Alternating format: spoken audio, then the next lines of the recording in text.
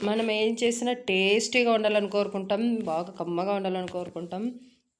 దాని గురించి ఏమైనా ఏస్తాం. Tasty salt ఏసేస్తాం. వెజ్ రైస్‌కి అయితే ఈరోజైతే నేను వెజ్ రైస్ చేస్తున్నాననమాట. వెజిటబుల్స్ ఏసి.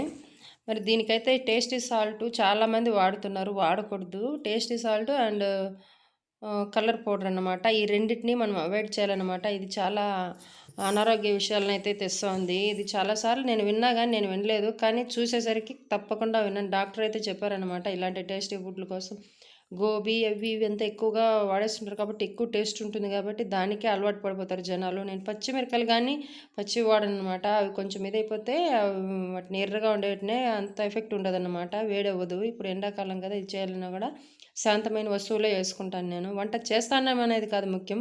వంట ఎలా చేసి ఎలా తింటున్నాం మన ఆరోగ్యం మన చేతిలోనే ఉంది కాబట్టి దాన్ని ఎలా చేసుకొని తింటున్నాం అనేది కూడా మెయిన్ అన్నమాట. నేనైతే ఆ పౌడర్‌ని యూజ్ చేయననమాట. నేను కలర్ పౌడర్‌నయితే ఎయను. కావాలంటే దాన్ని ముగ్గుపిండిలో కలిపి కలర్ ముగ్గుపిండి చేసుకుంటానే గానీ వంటకైతే ఎయను. వంటకైతే టర్మరిక్ పౌడర్ అంటే పసుపు పౌడరే యేస్తాను. కొంచెం లైట్‌గా కారం యేస్తాననమాట. ఎక్కువ కారం ఉండదనమాట.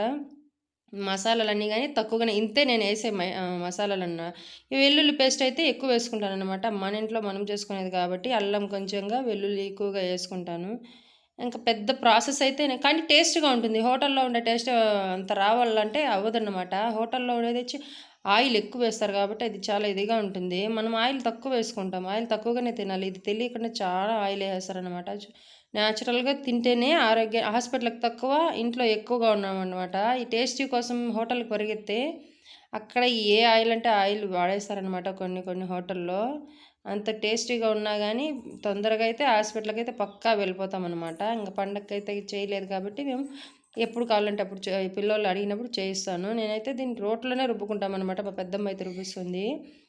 ఈ బెల్లం ఏసి చాలా సార్లు మిక్సీని పోగొట్టేసాననమాట. ఈ 2, 3 సార్లు మిక్సీ రిపేర్ చేసుకున్నాను. అందుకు బుద్ధొచ్చి నేను మామూలుగా అయితే ఈ రోట్లోనే రుబ్బుకుంటాననమాట. ఇది టేస్టీగానే ఉంటుంది. నెక్స్ట్ అయితే దీని ప్రాసెస్ తక్కువ ప్రాసెస్ కాబట్టి ఎప్పుడైనా చేసుకోవచ్చు. ఈ పోలీల కంటే నాకు చాలా ఈజీగా అవుతుందన్నమాట. ఇది మైదా పిండి కలుపుకోవడం, పిండైతే రెడీ చేసుకున్నాము. పప్పయితే ఊరేసి, ఉడికించేసి దాన్ని రెడీ చేసుకొని దాంట్లో ఉంచి దాంట్లోకేసేసి ఉడికెక్కినాక తినేయడం అనమాట. అదే పోలీలయితే కొంచెం కష్టమనమాట. దానికి ప్రాసెస్ ఎక్కువగా ఉంటుంది. ఎప్పుడైనా చేయాలంటే నేను ఈజీ వంట చేసుకుంటాను. ఆరోగ్యానికి గాని మంచిది బెల్లం తింటే.